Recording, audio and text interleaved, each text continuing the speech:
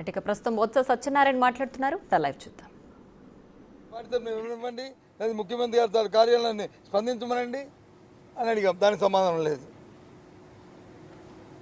చెప్పిన మాట చెప్తారు, అది చెప్పరు. నేను సూటిగా అడుగుతున్నాం.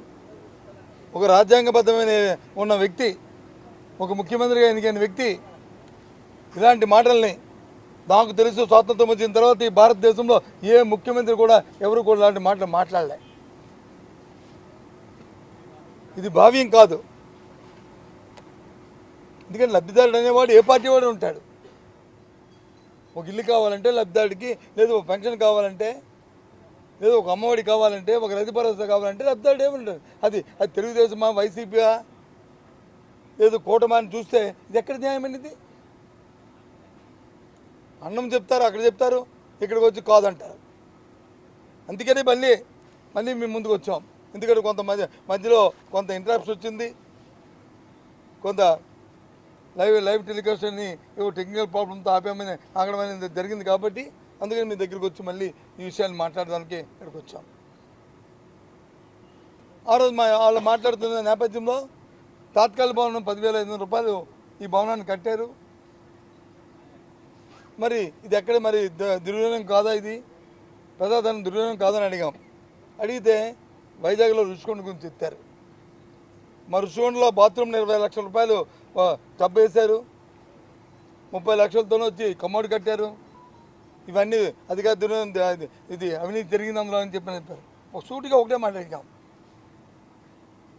రుషికొండ కట్టడాల్లో కానీ అవినీతి జరిగితే, తప్పులు జరిగితే ఎందుకు ఆ కాంట్రాక్ట్కి బిల్లు ఇచ్చారు, ఇవ్వాల్సిన సందర్భం ఏంటి అంటే మేము దానికి ఇవ్వలేదు, ఇంకో దానికి ఇచ్చామని చెప్పారు. సరే, ఇంకో దానికి ఇచ్చారు మీరు అంటున్నారు. నేనైతే దీనికి ఇచ్చాను అనుకుంటున్నాను. ఎందుకంటే నేను చూశాను, ఆంధ్రపత్రికలో అది ఆంధ్రజ్యోతిలో వచ్చింది కాబట్టి నేను చూసి నేను అంటున్నాను. కాదు, అవినీతి తప్పు జరిగింది అంటున్నారు. ఎంక్వైరీ చేయండి, తప్పు జరిగితే ఎంక్వైరీ చేయండి. ఎవడైతే తప్పు చేశాడో, ఎవరైతే 10 లక్షల రూపాయలది 1,00,000 రూపాయలు వచ్చి 30 లక్షలు కొన్నారో, ఎవరైతే అవినీతి చేశారో వాళ్ళ మీద శిక్షించండి, వాళ్ళు ప్రథమ పెట్టండి దోషులుగా. ఎవరు వద్దన్నారు? అడిగితే దానికి సమాధానం లేదు, దాన్ని దాటవేసే ధోరణి. ఈ రకంగా ఇవాళ శాసన మండలిలో అధికార పక్షం కుప్పగంతులు వేస్తూ అడ్డగోలుగా బుల్డోజ్ చేసే ప్రయత్నాన్ని చేస్తూ ప్రజలకి బాధ్యతగా ఉండవలసిన ప్రభుత్వం, ఆ పెద్దలు ఆ బాధ్యతను విస్మరించి రాజకీయ కోణంలో రాజకీయాల కోసమే ఇవాళ శాసనమండలిని ఉపయోగించుకునే ప్రయత్నం చేస్తున్నారు. అయినప్పటికీ ఒక ప్రధాన ప్రతిపక్షంగా, ఒక బాధ్యత ప్రతిపక్షంగా మా పార్టీ తీసుకున్న నిర్ణయాన్ని, మా నాయకులు తీసుకున్న నిర్ణయాల్ని దానికోసం మేము అడుగుతూనే ఉంటాం, చేస్తూ ఉంటాం, ప్రజలకు వాస్తవాలు చెప్తూనే ఉంటాం. అక్కడ లోపల చెప్తుంటాం, మళ్ళీ బయటకు వచ్చి రోజు మీతోని వాస్తవాలు చెప్తాము, ప్రజలకి ఈ విషయాలు తెలియజేస్తామనే విషయాన్ని మీ ద్వారా తెలియజేస్తున్నాను. మేము చెప్పాం కదండి, మా విధానం 3 రాజధానులు అవసరమని చెప్పాను నేను ఆ రోజుకి. మళ్ళీ ఈ రోజు నువ్వు అడుగుతున్నావు కాబట్టి మా పార్టీ విధానాన్ని మేము డిస్కస్ చేసుకొని చెప్తాము. ఆ రోజుకి మాది 3 రాజధానులు మా విధానం. అప్పుడు ఆ రోజుకి నేను ఈ రోజుకి మళ్ళీ పార్టీ డిస్కస్ చేసుకొని చెప్తాను. మేము డిస్కస్ చేసుకొని మేము చెప్తాము. ఆ రోజుకి మా విధానం ఇది. అందులో ఇక్కడ శాసన రాజధాని పెడదామని ఇక్కడ వచ్చి తయారు చేద్దామని అనుకున్నాం. ఈరోజు మీరు అడిగారు కాబట్టి మళ్ళీ ఈ సమస్య మళ్ళీ ముందుకు వస్తే దాని మీద డిస్కస్ చేసుకొని మేము చెప్తాం. అదే చెప్పాను, అందుకు వచ్చి చెప్పాను. నేను ఆ రోజు కూడా 1,19,000 కోట్ల రూపాయలతో వచ్చి ఈ అమరావతి డెవలప్మెంట్ ప్లాన్ పెట్టారు. రోడ్లకి, సచివాలయానికి, అలాగే హైకోర్టుకి, అలాగే శాసనసభకి పెట్టారు.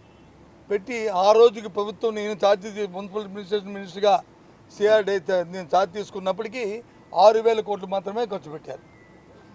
ఆ 6,000 కోట్లలో కూడా 2,000 కోట్లు వచ్చి బాండ్స్ రూపేనా, 2,000 కోట్లు వచ్చి స్టేట్ బడ్జెట్లోను, ఇంకో 2,000 కోట్లు వచ్చి బకాయిలు.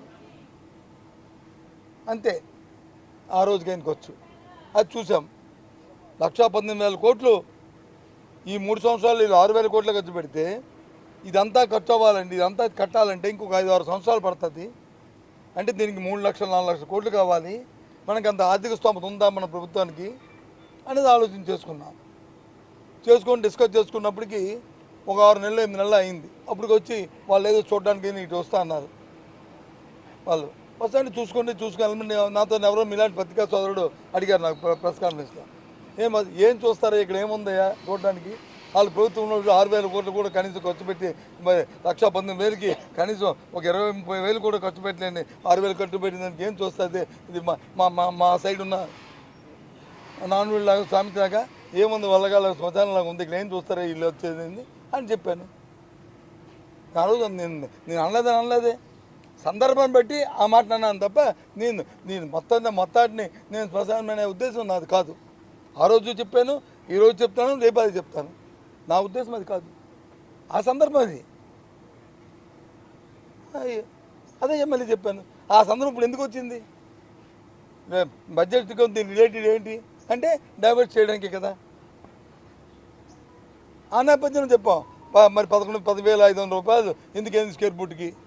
ఇది ఎప్పుడు రేటు 7 సంవత్సరాల కిందటి రేటు. 7 సంవత్సరాల కింద అంటే ఆ రోజుకి ఈ రోజుకి అంటే ఇవాళ అయితే 20,000 అవుద్ది. ఆలోచన చేయండి ఏ రకంగా దోపిడీ జరిగిందో, ఏ రకంగా ఈ జరిగే ఆ రోజు కార్యక్రమాలు అనేవి. సో ఏదైనప్పటికీ కూడా మా ఉద్దేశం, మనందరం కూడా ప్రజలతో బాధ్యతగా వచ్చాం కాబట్టి, ప్రజలకి మనందరం కూడా జవాబుదారీతనంలో ఉన్నాం కాబట్టి మా బాధ్యత మేము నిర్వర్తించడానికి మేము చేస్తున్నాం. కానీ ఇవాళ అధికార పక్షం బోల్డో చేస్తూ ఏదైనా అడిగితే మమ్మల్ని పాసింగ్ రిమార్క్స్ చేస్తూ బురద జల్లడానికి ప్రయత్నం చేస్తుంది. ఎంక్వైరీ ఏమంటే ఎంక్వైరీకి దాని దర్యాప్తు జరపడానికి తయారుగా లేదు. ఇది ద్వంద్వ ప్రమాణాలు పాటిస్తుందన్న విషయాన్ని మీ ద్వారా రాష్ట్ర ప్రధానికి తెలియజేస్తున్నారు. ఎవరు రాశారు? ఎందుకు రాస్తారండి? వైఎస్ఆర్సీపీ తరఫున రాస్తే మాత్రం ప్రభుత్వం వాళ్ళదే కదా. అవన్నీ ఎనానమస్ లెటర్లను కన్సిడర్లో తీసుకుంటారా? బొత్స సత్యనారాయణ పేరుని రాస్తే ఎలవేపుగా బాధికల మనిషిగా రాశాడు. లేదు జగన్మోహన్ రెడ్డి గారి పేరు మీద రాస్తే ఒక ప్రతిపక్ష నాయకుడిగా రాశారు. ఎవరో రాస్తే వాటన్నింటినీ తీసుకోలేదు. మా లెటర్ మా పార్టీ విధానం ఇదేని చెప్పి అని రాస్తే తీసుకుంటారు. అది లేని దానికి ఇలాంటి పాత నిర్మాణాలు చేస్తూ దాన్ని బురదల్లడానికి ప్రయత్నం చేస్తే ఎలాగండి? చేతకాని వాడంటే ఆ మధ్యలో మా మధ్యలో బాగా వాయించలేదు, లేకపోతే నేను బాగా గెంతేవాడిని అంటారా? అలా ముందు చూస్తుంది కరెక్ట్ కాదు కదా. హౌసింగ్ వ్యవహారంలో కూడా చర్చ జరిగింది. మీరు 5 ఏళ్లలో 30 లక్షల ఇళ్ల స్థలాలు ఇస్తే దాంట్లో కనీసం 6 లక్షల ఇల్లు కూడా కట్టలేదని మంత్రి పార్థసారథి కూడా కట్టాము. ఆయన నోటితో చెప్పాడు 6,50,000 కట్టారు, 6,50,000 కట్టారు, ఇంకా మిగతా వచ్చి ఈ దశలో ఉన్నాయని ఆయన చెప్పాడు. అక్కడ జరిగిన చర్చ ఏంటంటే పార్థసారథి గారు వచ్చి వైసీపీ